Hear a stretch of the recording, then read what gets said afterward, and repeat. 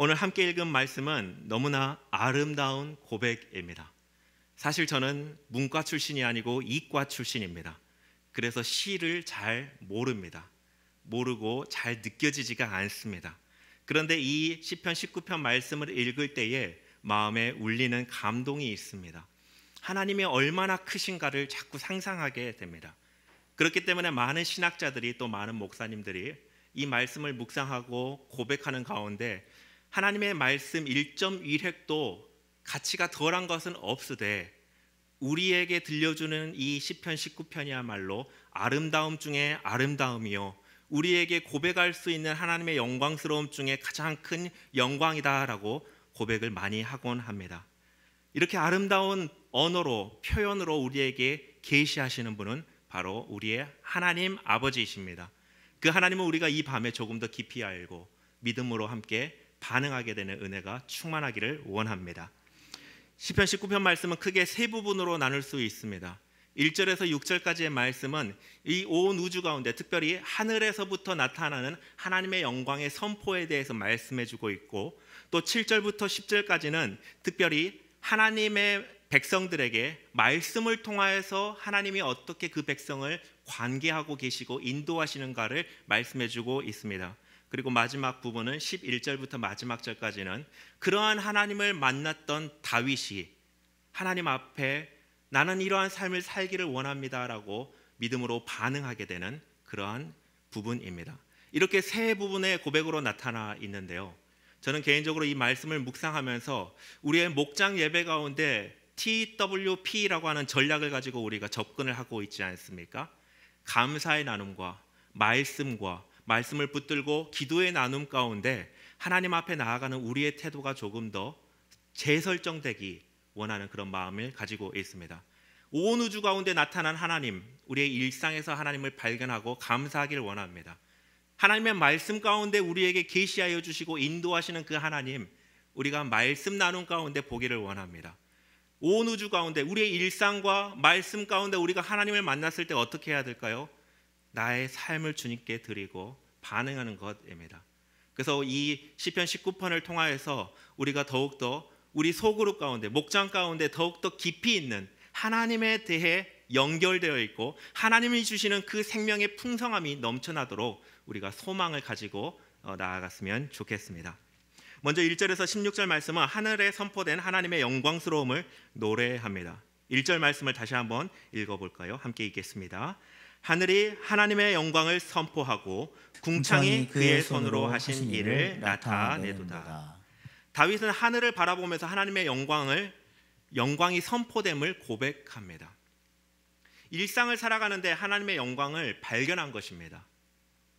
여러분 일상에서 어떠한 생각을 하면서 살아가고 계십니까? 오늘 하루를 돌아보십시오. 오늘 어떠한 생각이 여러분의 생각 속에 시각 속에 집중 가운데 머물렀습니까? 다윗은 일상에서 하나님의 영광을 발견하고 노래했습니다. 많은 사람들이 동일한 시간을 가지고 일상을 살아갑니다. 그런데 그 일상에서 발견하는 것, 집중하는 것, 바라보는 것은 천차만별입니다. 눈으로 보고도 경험하지 못하고 무심코 지나가는 것들이 얼마나 많은지 모릅니다. 제가 독산동으로 이사 온 지 벌써 이제 4개월이라는 시간이 지나가는데요. 새로운 다른 곳에 살 때는 경험해 보지 못한 장면을 자주 목격하곤 합니다. 바로 하늘에 비행기가 지나간다는 것입니다. 처음에는 비행기가 지나가네 인지를 했습니다. 어색하더라고요. 전에 살던 곳의 하늘에는 아무것도 지나가지 않았습니다. 근데 비행기가 지나가고 엔진 소음이 들리니까 하늘에 비행기가 있나 보다 생각했습니다. 조금 지나니까 익숙해졌습니다. 요즘에는 비행기를 보고 반응하는 사람은 저희 가족 중에 막내딸밖에 없습니다. 볼 때마다 비행기다 하고 신기해합니다. 일상생활 다른 생각이 가득하기 때문에 더 이상 제 눈에는 비행기가 들어오지 않는 것입니다. 세상을 살다 보면 우리는 너무나 분주하고 너무나 다양한 것들이 우리의 귀에 들려오고 우리의 시선과 집중을 사로잡습니다. 아침에 일어나서부터 할 일이 얼마나 많은지를 모릅니다. 일주일 계획, 한 달의 계획, 연간 계획을 가지고 우리는 하루를 시작을 합니다. 너무나 많은 생각들이 있기에 때로는 우리의 자연 환경에서, 우리의 일터 가운데, 일상의 삶에서 하나님을 못 보고 계신 건 아닌가 모르겠습니다. 다윗은 하늘을 바라보며 무엇을 봅니까? 하나님을 보았습니다. 하늘이 하나님의 영광을 선포하는 것을 보았다는 것입니다. 사랑하는 성도 여러분, 일상에서 하나님을 발견하시게 되는 은혜를 누리시기를 주님의 이름으로 축원합니다. 우리의 머리를 채우는 수만 가지의 생각이 있습니다. 저만 그런 건 아니죠. 네, 다 그렇죠. 우리의 귀에 얼마나 많은 소리가 들려옵니까? 다 중요하지 않은 소리입니다. 그런 소리들에 우리의 귀가 흘려 하나님을 음성을 듣지 못하고, 그러한 것들에 우리의 시선이 흘려 하나님을 보지 못하게 되면 우리의 인생은 허비되는 것입니다. 다양한 생각들, 하나님을 바라보고 하나님의 음성을 들음으로 생각이 정리되고 나의 삶의 질서를 잡아주시는 그 하나님을 만나며 은혜를 누리시기를 주님의 이름으로 축원드립니다. 다윗은 하나님을 발견하는데 하늘과 궁창이, 더 구체적으로는 2절 3절 말씀을 보면 날과 밤이 하나님을 증거한다고 말하고 있습니다. 2절을 보십시오. 날이 날에게 말하고 밤은 밤에게 지식을 전달한다고 합니다. 낮에 하늘을 보면 무엇이 보입니까? 물론 독산동에는 비행기도 보입니다만은 낮에 하늘에 무엇이 있습니까? 순수한 어린이들은 대답을 잘 하는데요, 우리는 너무나 많은 지식을 가지고 있어서 선뜻 대답이 나오지 않죠. 낮에 하늘을 보면은요, 아무것도 없습니다. 그냥 푸른 하늘만 있습니다. 어쩌다가 구름이 있죠. 하늘에서 구름을 제하면 아무것도 없습니다. 하늘이 하나님의 영광을 선포한다고 하는데 그건 하늘 가운데 있는 빛을 통하여서 우리의 삶이 드러나는 것을 말해주고 있습니다. 낮이 말하는 것은 우리의 현실입니다. 밤은 무엇을 말할까요? 밤의 하늘을 보십시오. 서울에서도 하늘에 별이 잘 보입니다. 믿음이 없으신 분들은 집에 돌아가실 때 하늘을 집중해서 한번 보시길 바랍니다. 하늘에 온 우주가 있습니다. 낮과 밤이 말하는 것은 무엇이겠습니까? 우리의 일상에서도 하나님의 영광의 풍성함이, 온 우주 가운데 하나님의 영광의 풍성함이 드러나 보인다라고 다윗은 발견하고 그 하나님을 찬양하고 있다라고 하는 사실입니다. 그 하나님이 어떠한 하나님입니까? 창조주요 만물을 붙드시는 하나님이십니다. 이에 대해 바울도 동일한 하나님에 대한 이해를 가지고 있습니다. 우리 로마서 1장 20절 말씀을 한번 같이 읽어보겠습니다. 로마서 1장 20절 말씀입니다. 함께 읽겠습니다. 창세로부터 그의 보이지 아니하는 것들, 곧 그의 영원하신 능력과 신성이 그가 만드신 만물에 분명히 보여 알려졌나니 그러므로 그들이 핑계하지 못할지니라. 아멘. 하나님이 창조하셨고 하나님이 붙들고 계시기에 이 세상의 모든 존재하는 것은 하나님을 알 수밖에 없다는 것입니다. 그 누구도 핑계하지 못합니다.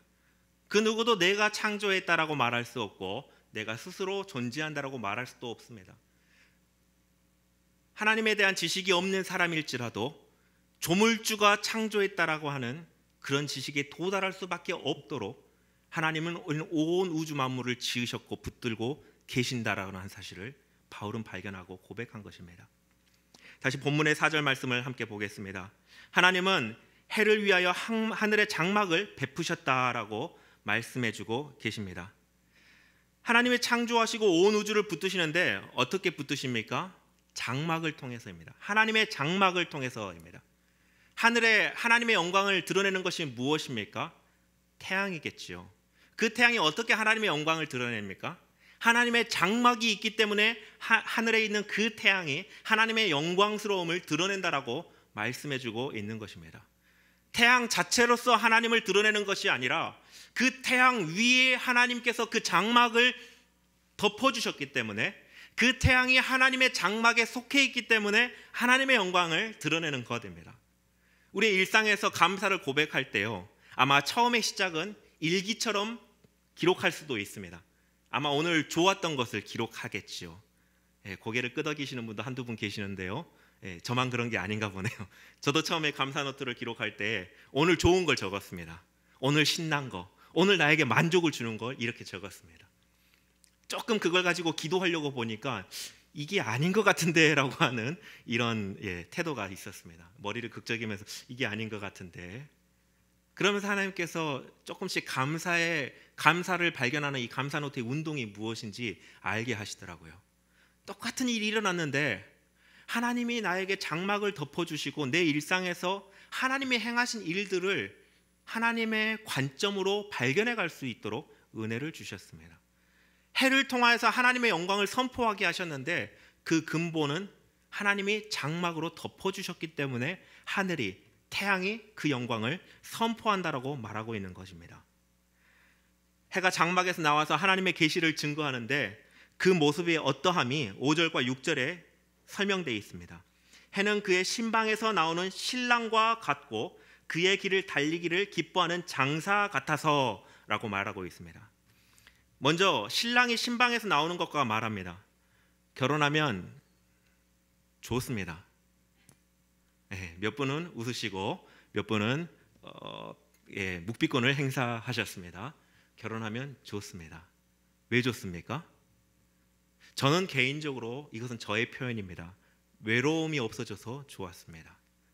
감정적인 외로움을 말하는 것이 아니라 부모님 권위 아래 있을 때에 부모님의 권위가 있었기 때문에, 그 장막이 있었기 때문에 평안함을 누렸습니다마는 내가 함께 가정을 이루고 하나님의 기업을 만들 사람을 찾지 못할 때 오는 존재론적인 외로움이 제 안에 있었습니다.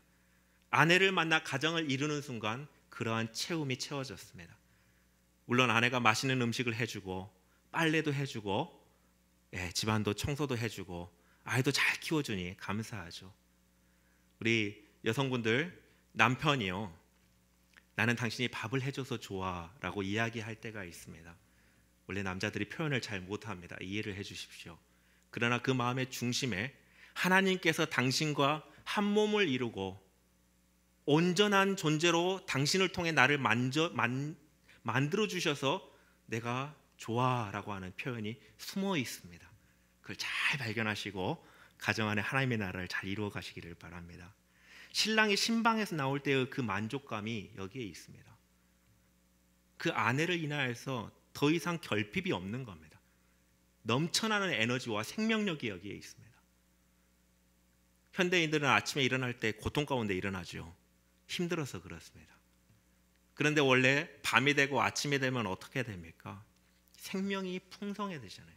회복이 있고. 신방에서 나오는 신랑의 상태가 그러합니다. 에너지가 100% 충전되어 있습니다. 생명이 100% 충전되어 있습니다. 그러한 신랑이 어떻게 나타납니까? 그 다음에는 그의 길을 달리기를 기뻐하는 장사 같아서 라고 표현하고 있습니다. 제가 성적표를 받았는데요, A 더하기가 있었습니다. 별로 안 좋아하시는군요. A 플러스가 있었습니다. 제가 어머니께 달려가는데 그 걸음이 어떠했겠습니까? 오두방정을 떨고 달려갔겠죠. 문 뒤에 엄마의 존재를 느끼고 엄마 엄마 엄마 했지 않았겠습니까? 이게 바로 하나님의 장막 안에 있었던 태양이 하나님의 영광을 선포하는 그 모습에 대한 다윗의 설명입니다. 온 우주와 온 우리의 일상이 하나님의 영광을 선포하는데요, 몸이 건조하게 하나님이 창조하셨어, 하나님이 하나님이시야라고 말하는 것이 아니었습니다. 그 안에 생명의 풍성함이 있고 그 안에 에너지의 풍성함이 있었습니다. 모든 것의 근원이 하나님의 장막으로부터 나옴을 고백하고 선포하는 것이었습니다. 6절 말씀 보십시오. 어디부터 어디까지입니까? 이쪽 하늘 끝에서 저쪽 하늘 끝에까지입니다. 육아를 해보시는 우리 어머님들은 좀 공감이 될지 모르겠습니다. 셋째, 넷째 아이들이 있을 때에 아이들에게 줄 수 있는 사랑이 동일합니까? 첫째에게 주었던 사랑과 막내에게 주었던 사랑이 조금 다를 겁니다. 둘째에게 주는 사랑도 다르고 다 다릅니다. 우리에게는 제한이 있어서 그렇습니다. 저도 개인적으로 그렇습니다.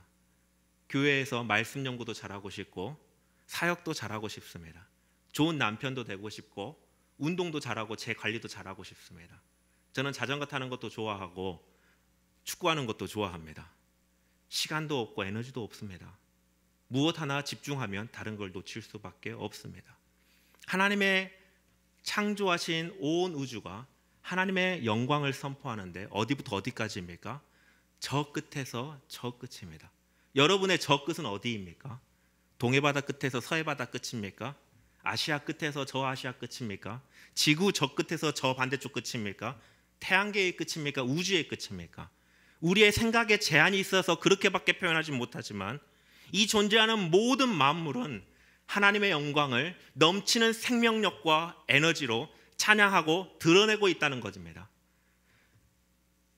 사랑하는 성도 여러분, 일상에서 우리가 하나님께 집중했으면 좋겠습니다.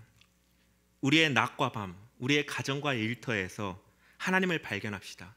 다양한 소리가 있지만 하나님이 들려주시는 넘치는 생명력과 충만한 에너지로 하나님이 창조주이심을 우리에게 들려주시는 하나님의 음성을 들으시기를 주님의 이름으로 축원합니다.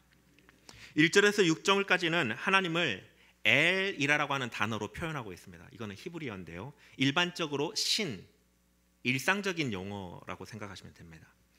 그래서 이 1절에서 6절까지 말씀하는 하나님은 이스라엘 백성에게만 알려주실 뿐만 아니라 모든 사람에게 만물을 통하여서 알려주시는 하나님을 말씀하고 있습니다. 7절부터 이제 뒤로는 하나님을 야훼라고 소개하고 있습니다. 야훼 하나님 하면 무엇이 생각나십니까? 이스라엘 백성과 독특한 특별한 관계를 맺으시는 신실하신 언약의 하나님이 바로 야훼 하나님이십니다. 일상에서 온 우주 가운데 우리에게 하나님을 계시하신 하나님께서 이제 두 번째 파트인 7절부터는 그의 백성에게 계시하심을 말씀해주고 있는 것입니다. 7절 말씀에서 7절부터 10절까지의 말씀을 다시 한번 읽어보겠습니다. 함께 읽겠습니다. 여호와의 율법은 완전하여 영혼을 소성시키시며 여호와의 증거는 확실하여 우리 우둔한 자를 지혜롭게 하며 여호와의 교훈은 정직하여 마음을 기쁘게 하고 여호와의 계명은 순결하여 눈을 밝게 하시도다. 여호와를 경외하는 도는 정결하여 영원까지 이르고 여호와의 법도 신실하여 다 의로우니 금 곧 많은 순금보다 더 사모할 것이며 꿀과 송이꿀보다 더 달도다. 아멘. 7절에서 10절까지는 구체적으로 하나님을 그 백성에게 어떻게 계시하십니까? 율법, 증거, 교훈, 계명, 그리고 도와 법으로 나타나 있습니다. 물론 이것들을 신학적으로 구분할 수도 있습니다만은 오늘 이 다윗을 통하여서 하나님이 그 백성에게 말씀하시는 하나님을 말씀할 때에 이것은 총칭해서 하나님의 말씀이라고 이해하는 것이 더 좋습니다. 시적인 언어로 하나님의 말씀을 율법과 증거와 교훈과 도와 다양한 방법으로 우리에게 말씀하신 하나님을 시적인 언어로 아름답게 표현하고 있는 것입니다. 하나님은 그 말씀을 어떻게 그 백성으로 관계하고 계십니까? 먼저 여호와의 율법이 완전하여 영혼을 소성시키신다라고 말씀하고 있습니다. 7절 말씀이죠. 영혼을 소성시키신다. 요즘에는 쓰지 않는 말입니다만은 이 소성시키다라고 하는 말은 문자적으로는 기운이나 정신을 회복한다는 것을 의미합니다. 크게 병을 치르고 회복되는 것을 말하죠. 우리가 코로나에 이제 우리 안방까지 들어왔습니다. 어디에서 감염됐는지도 추적할 수도 없을 만큼 누가 감염됐다 그러면 아 그렇구나, 수고하십시오, 힘드시겠네요, 쉼을 얻고 후유증이 없이 완전히 회복되기를 원합니다. 우리가 이렇게 고백하도록 너무나 익숙해졌습니다. 코로나에서 회복되는 것이 바로 소성입니다. 우리의 기력을 다시 찾는 것, 건강을 되찾는 것, 멈췄던 일상을 다시 시작할 수 있는 에너지를 회복하는 것, 이것이 바로 소성입니다. 생명과 경건에 속한 모든 것, 새 생명을 주심으로 하나님께서 그 백성에게 말씀으로 소생케 하신다라고 하시는 것입니다. 베드로후서 1장 3절 말씀을 한번 읽어보겠습니다. 다 같이 읽겠습니다. 그의 신기한 능력으로 생명과 경건에 속한 모든 것을 우리에게 주셨으니 이는 자기의 영광과 덕으로서 우리를 부르신 이를 알므로 말미암음이라. 아멘. 하나님의 말씀은 완전하죠. 그 말씀에 하나님의 능력이 나타납니다. 그래서 죄 사함과 깨끗하심을 입게 하고 또 하나님의 생명에 참여하게 함으로 그 생명을 우리에게 주십니다. 하나님은 그 백성에게 말씀을 통하여서 소성케 하심을 다윗은 고백하고 있습니다. 또 무엇이 있습니까? 여호와의 증거는 확실하여 우둔한 자를 지혜롭게 한다라고 말씀하고 있습니다. 하나님의 말씀은 확실합니다. 이것은 하나님의 하나님의 권위에서 하신 말씀이기 때문에 그 말씀이 틀림없습니다. 확실합니다. 우리가 이렇게 이해할 수도 있지만은 이 확실하다라고 하는 것은 권위에서 나온 말이기 때문에 확신하다는 이 문자적인 표현이라기보다는 그것이 증명되었기 때문에 과거의 경험으로 보니까 이 하나님의 말씀은 진짜구나, 그거를 발견했다라고 하는 것입니다. 그래서 이건 증언적인 표현입니다. 하나님의 말씀이 확실하죠. 언제 보셨습니까? 이스라엘을 이집트에서 출애굽할 때에 하나님은 그의 말씀이 세상의 모든 권위자와 능력자들 위에 계심을 보여주셨습니다. 이제 이스라엘 백성을 아는 겁니다. 하나님의 말씀이 확실하구나, 이것을 아는 거였습니다. 다윗이 고백할 때 하나님의 말씀이 확실하다, 하나님의 말씀하셨으니까요, 네, 1차적으로는 맞습니다. 그러나 그 말씀을 나의 삶에 끊임없이 나의 언어로 증명해내신 하나님 때문에 그 말씀이 확신하다는 것을 붙잡고 고백하는 것입니다. 혹시 믿음이 너무 연약하고 주님이 이렇게 말씀하셨는데 말씀이 붙잡아지지 않으시는 분이 계십니까? 이 밤에 주님께 믿음을 구할 때 다윗의 고백을 하실 수 있도록 하나님의 은혜를 주시기를 원합니다. 세상에는 다양한 지혜가 있습니다. TMI라고 아십니까? 영어로는 Too Much Information이라고 하는데요, 지혜가 너무 많아요. 저도 얕은 지식이 많아가지고 누가 무엇을 물어보면 설명을 자꾸 길게 합니다. 근데 길게 설명을 해놓고도 후회합니다. 잘못했어, 한마디만 하면 되는데, 이렇게 후회합니다. 세상에 얼마나 많은 소리가 많은지 모릅니다. 그러나 우리는 하나님의 소리만 있으면 됩니다. 불확실한 너무 많은 거에 세월을 허비하지 마십시오. 확실한 하나님의 음성만 우리의 귀에 들려지고 우리의 눈에 보여지게 되는 은혜가 충만하기를 주님의 이름으로 축원합니다. 또 8절의 말씀을 보십시오. 여호와의 교훈은 정직하여 마음을 기쁘게 하고 라고 말씀하고 있습니다.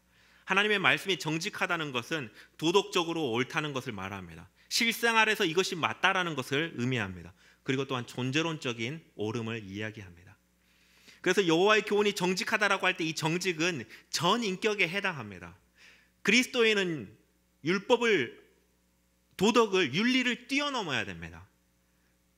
그리스도인 안에 있는 이 정직이라고 하는 것은, 하나님의 정직이라고 하는 것은 단순하게 사람과 사람의 관계에서만 나타내는 것이 아니라 전 인격적인 온 우주를 품어야 되는 그런 성격을 갖고 있습니다. 성경에 나와 있지 않기 때문에 그런 정도가 아닙니다. 하나님의 성품을 쫓아가는 우리는 하나님이 정직하시기 때문에 그 말씀이 정직하고 그 말씀을 듣는 우리가 그를 본받아서 세상의 기준을 뛰어넘는 것이 바로 하나님의 나라, 하나님의 말씀에 순종하는 그리스도인의 삶의 원리라고 하는 것입니다. 세상은 어떤 세상입니까? 제로섬이라고 들어보셨습니까? 피자 한 조각이 있습니다. 8조각인데 10명이 있습니다. 몇 명이 못 먹죠? 저랑 먹으면 2명이 아니라 더 많은 사람이 못 먹을지도 모릅니다. 제로섬이에요. 네가 가지면 나는 못 갔습니다. 내가 합격하면 나는 불합격합니다. 내가 합격하기 위해 어떻게 해야 됩니까? 다른 사람이 못 갖기 위한 모든 술수를 쓰지 않으면 안 되는 시대가 되어가고 있습니다. 왜 국제정세가 이렇게 힘들까요? 자기 나라는 더 잘 살려고 남의 나라를 생각하지 않기 때문 아닐까요? 하나님이 정직하다라고 할 때에는요, 이것에 반대되는 개념입니다. 세상에 말하는 정직은요, 내 성공을 위해 필요한 도구입니다. 그 결과가 무엇입니까? 파괴와 사망이 그 끝에 있습니다. 하나님의 정직은 무엇입니까? 서로를 세워주고 그 안에 생명력이 넘쳐나기 때문에 그 결과가 무엇이라고 말씀하고 있습니까? 마음에 기쁨이 넘쳐난다라고 고백하고 있는 것입니다. 또 하나님의 말씀이 어떻게 설명되고 있습니까? 순결하다라고 말씀하여 주고 있습니다. 8절 하반절입니다. 여호와의 계명은 순결하여 눈을 밝게 하시도다. 아멘. 순결하다는 것은 거룩하다 혹은 구별되다, 이것을 포함하는 단어지요. 하나님의 말씀을 따를 때 우리의 삶이 어떠한 삶이 되어야 됩니까? 순결한 삶입니다. 특별하게 뇌가 발달되신 분이 있습니다. 청진기를 딱 대면 답이 나오시는 분들이 있어요. 머리가 바닥바닥 돌아가서 저거를 가지려면 그냥 계산이 나오시는 분이 있습니다. 저도 약간은 좀 그런 경향에 속합니다. 그래서 순결하는 것이 때로는 어렵습니다. 내 이익을 위해 몸이 너무나, 내 전인이 쉽게 반응해버리기 때문에 그렇습니다. 근데 하나님의 말씀은 순결하세요. 이 순결은요, 서로를 격려하고 위로하고 하나님의 말씀을 깨닫도록 도우며 믿음의 확신을 주게 합니다. 이 순결의 결과가 무엇입니까? 여호와의 계명이 순결하여 그 결과가 무엇이죠? 무엇을 밝게 합니까? 눈을 밝게 합니다. 순결성의 결과는 어두움 가운데 빛을 드러낸다라고 하는 것입니다. 보이지 않았던 그곳에 보여지는 것이 있습니다. 저희 아버지가 시력에 장애가 있으셔서 저도 이것이 어떤 정도일까 하고 체험을 해본 적이 있습니다. 낮에 안대를 껴고 제가 알고 있는 저희 집을 돌아다녀 봤는데요, 무서움이 느껴졌습니다. 어두움은요, 두려움이 있습니다. 보이지 않는 그곳에서는 두려움이 가득합니다. 우리의 눈이 보이지 않을 때에는 두려움이 가득합니다. 그곳에 하나님이 그 백성에게 말씀하실 때에 하나님의 순결하심이 가득하여지고 하나님의 거룩하심이 가득하여짐으로 빛이 비춰지고 그 인생에 눈이 열리며 두려움이 아니라 참 평강이 가득하게 되는 것이죠. 하나님의 이 순결성은 나의 눈이 밝아지는 것을 포함하여 나로 하여금 세상을 밝히시는 하나님의 사역이 여기에 포함됩니다. 그리고 또 하나님의 9절 말씀을 보십시오. 여호와를 경외하는 도는 정결하고 영원까지 이른다라고 말씀해주고 있습니다. 정결하다, 깨끗하다라는 것이죠. 깨끗함을 낳습니다. 영적인 체험은 아닙니다만은 제 인생에 가장 깨끗하다고 나 스스로를 느꼈던 적이 있습니다. 첫째 아이가 태어났는데요, 그 핏덩어리를 제가 맨살로 안은 적이 있습니다. 그때 저의 모든 영혼이 깨끗해지는 것과 같이 느꼈던 적이 있습니다. 그 아이들 어떻습니까? 얼마나 순결하고 고귀하고 세상 모든 것을 포기해도 될 만큼 너무나 가치를 매길 수 없는 그런 가치가 이 안에 있지 않습니까? 여호와의 말씀이 바로 순결합니다. 정결합니다. 그렇기 때문에 우리를 정결하게 합니다. 그 정결 앞에 무엇이 있습니까? 저는 생명이 존엄하다는 것을 어려서부터 배웠습니다. 그런데 비로소 알게 되는 순간은 저 첫째 아이가 태어나는 그 순간에 알았습니다. 생명이 신비하고 놀랍고 경이롭다는 사실을 그 순간에 알았습니다. 정결하게 되면요, 생명에 대한 경이로움을 발견하게 됩니다. 우리가 죄 씻음을 받잖아요. 정결하게 되잖아요. 무엇을 발견한지 아십니까? 하나님을 향하여서 하나님이 행하신 모든 일과 하나님의 존재가 경이로움을 깨닫게 됩니다. 거룩하게 된 사람, 정결하게 된 사람만이 그것을 발견하게 됩니다. 예수님을 만난 많은 사람들이 있었습니다. 누가 예수님께 나와 무릎 꿇고 경배했습니까? 예수 그리스도를 인하여서 정결함을 얻은 사람만이었습니다. 다른 사람은 그 예수 그리스도가 어떤 분인지 알지 못했습니다. 존재를 몰랐습니다. 가치를 몰랐습니다. 정결하게 된 자들은 예수 그리스도의 가치를 압니다. 존재를 깨닫는 겁니다. 그분이 경이로운 분이시구나. 그분을 두려워하게 됩니다. 이것이 바로 예배자의 태도입니다. 하나님의 그 백성에게 말씀하시는데 그 말씀을 통하여서 정결하게 된 그의 백성들은 하나님을 경이롭고 두려운 마음으로 바라보며 거룩함으로 그 앞에 나가 하나님을 예배하게 된다라고 하는 것입니다. 이것이 바로 참된 예배입니다. 마지막으로는 진실하고 의롭다라고 말씀해주고 있습니다. 9절 하반절입니다. 여호와의 법도 진실하여 다 의로우니 금 곧 많은 순금보다 더 사모할 것이며 꿀과 송이꿀보다 더 달도다라고 말씀하고 있습니다. 다윗은 진실하고 의로운 하나님의 말씀을 발견하는데, 그리고 그 말씀을 붙잡는데 무엇과 비교합니까? 금보다 더 가치 있다라고 이야기합니다. 그런데 그 금 중에서도 어떤 금입니까? 순금, 정금입니다. 더 많은 순금보다. 우리가 금이 우리의 인생의 최고의 가치는 아니죠. 요즘 시대에는요. 이 시대를 생각을 해야 됩니다. 이 시대의 순금의 가치가 어디에 있습니까? 성지순례를 가보시면 금으로 만든 촛대가 전시되어 있는 걸 보실 수 있을 겁니다. 지금 눈으로 봐도 와 대단하다 그렇게 생각이 듭니다. 그런데 어떻게 그 몇천 년 전에 그걸 만들어냈는지 모르겠습니다. 그 시대에 말하는 순금, 정금은 우리가 상상할 수 없을 정도로 너무나 고귀하고 값진 가치입니다. 다윗은 그걸 가지고 있었습니다. 근데 그걸 뒤로 하고 무엇을 선택합니까? 하나님의 말씀을 택한 것입니다. 다윗에 대한 성경의 기록 중에 재물과 다윗의 부귀와 영화에 대해서 기록된 것이 혹시 생각이 나십니까? 거의 없을 것입니다. 다윗은 하나님의 말씀이 진짜임을 발견한 사람입니다. 내 모든 것을 뒤로 하더라도 그것만 붙잡으면 된다는 것을 발견한 사람입니다. 다윗이 하나님의 말씀을 읽었을 텐데 무슨 말씀을 읽었을까요? 우리에게는 66권이라고 하는 어마어마한 양의 하나님의 말씀이 있습니다. 다윗은 무슨 말씀을 읽었겠습니까? 모세 오경 읽었겠죠. 여호수아, 사사기, 룻기, 욥기, 그리고 시편의 일부를 읽었을 것입니다. 예수님에 대해서도 너무나 몰랐을 것입니다. 내 인생 결국이 어떻게 될지 몰랐을 것입니다. 하나님의 구체적인 구원 계획에 대해서 어떻게 이루어 가실지 상상도 못했을지도 모릅니다.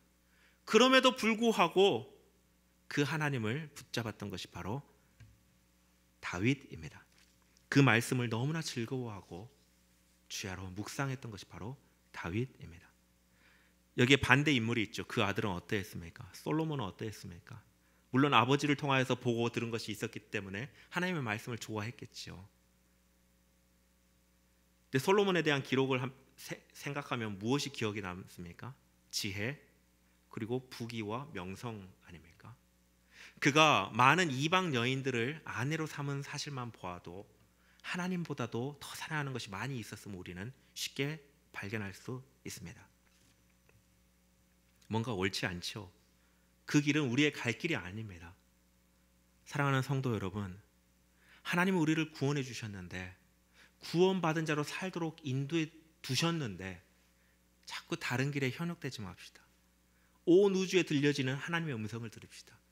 온 우주를 통하여서 창조주를 보여주시는 그 하나님을 봅시다. 다른 곳에 세월을 허비하지 맙시다.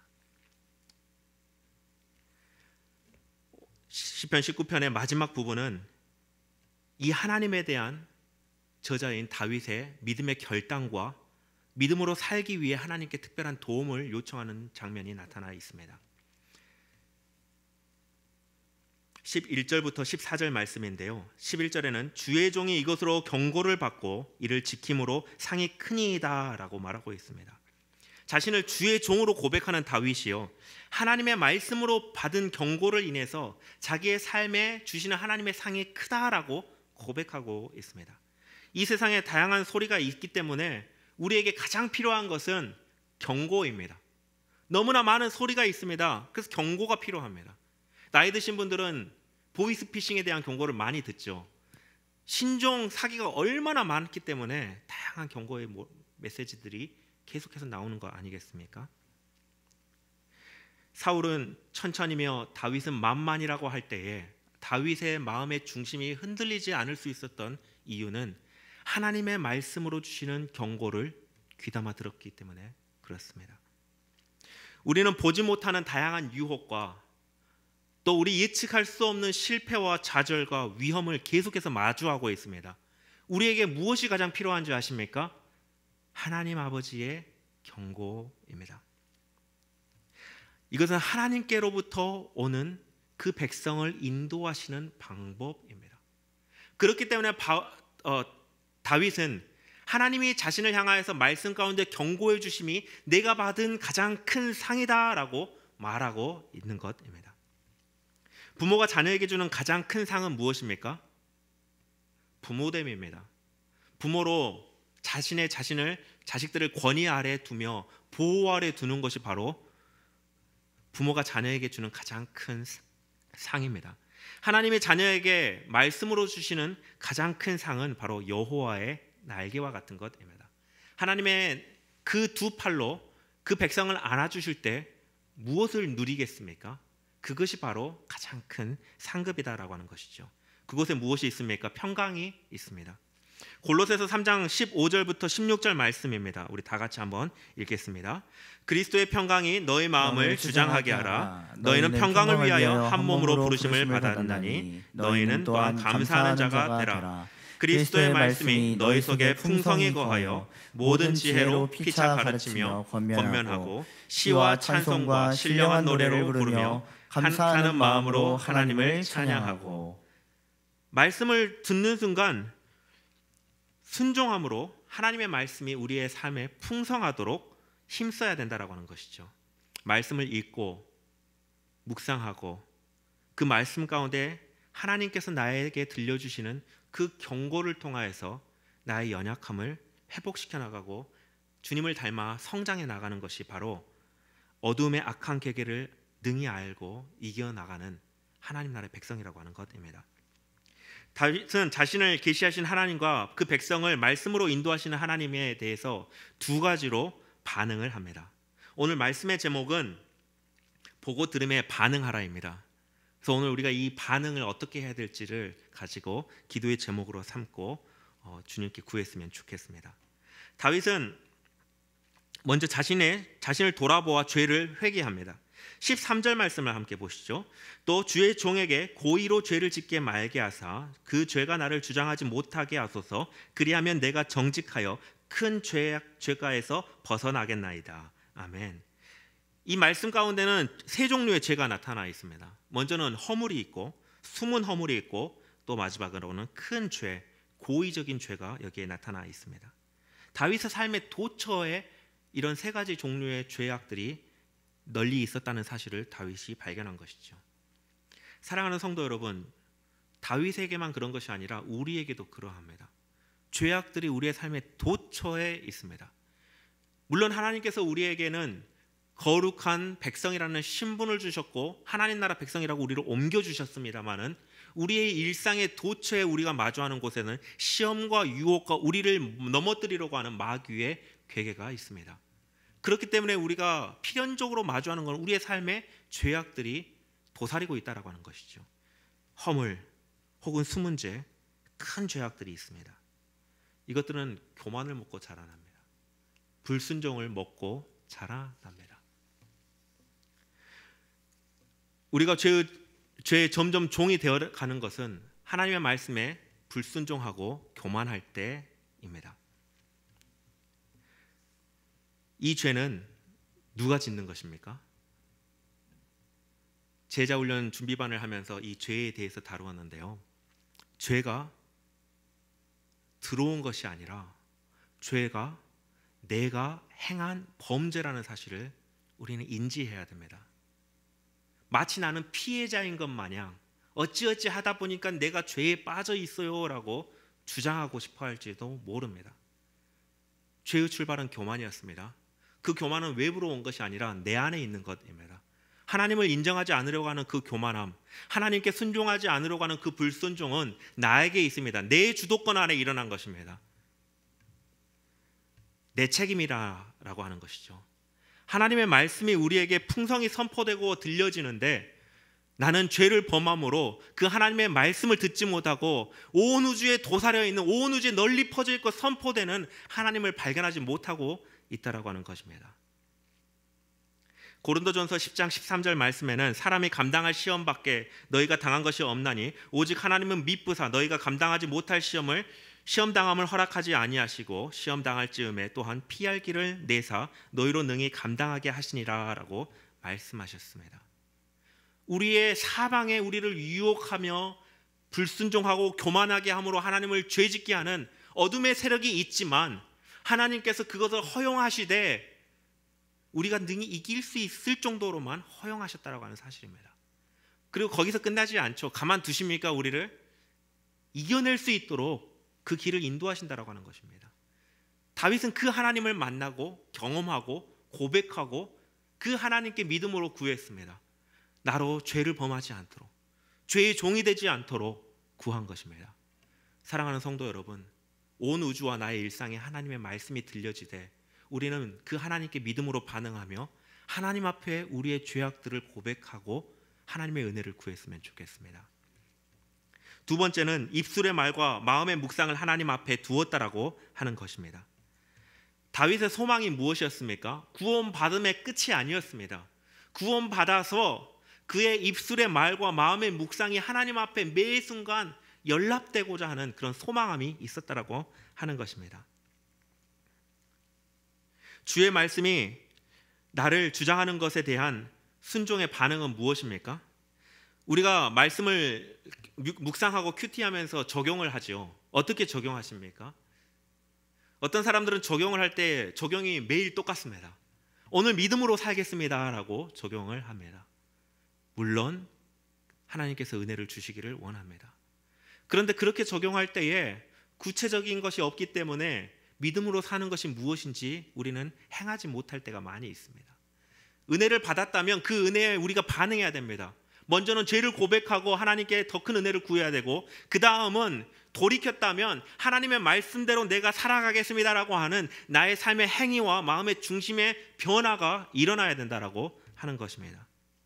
누구나 잘 살고 싶죠. 누구나 믿음으로 살고 싶죠. 그러나 소수만 잘 살고 소수만 믿음으로 삽니다.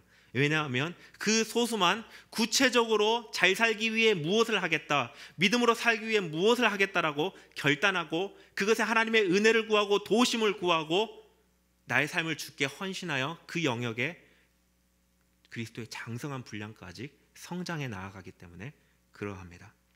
오늘 이 밤에 우리가 하나님 앞에 믿음으로 반응할 때 어떻게 반응해야 될까요? 우리의 삶에 구체적으로 내 마음의 묵상과 내 행위와 내 말과 내 갈망함에 하나님 앞에 죄 고백을 하고, 하나님 내가 이렇게 하겠습니다, 구체적으로 결단하고 하나님께 믿음으로 반응했으면 좋겠습니다. 기도하겠습니다.